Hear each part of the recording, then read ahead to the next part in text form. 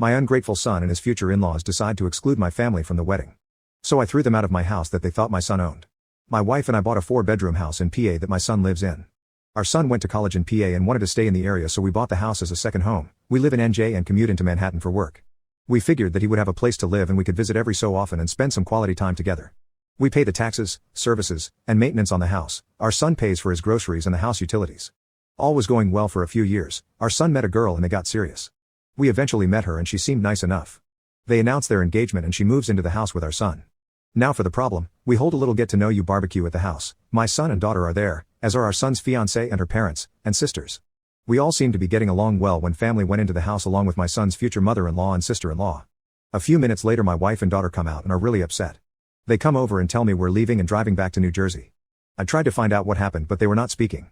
Once we got back to New Jersey, they calmed down and told me that our son and his fiancée along with her family didn't want us at the wedding. According to what I was told, we're not their kind of people. I was livid. I called my son and asked him WTH this was about. He tells me that her family feels that we are not good enough and will embarrass them at a family wedding and that we are all uninvited from the wedding. I let a week go by to calm myself down and drive back to the PA house. The new future in-laws are in the house along with the fiancée. It appears that they all moved in. As soon as they saw me, they asked me why I was there. I told them that since we weren't invited to the wedding, I was coming over to talk to my son. They told me to leave their house and I lost it and told them that they had 30 days to get out. I told them to say to my son, I'm selling the house and he could find somewhere else to live with all of you. I went to a realtor in town and listed the house for sale.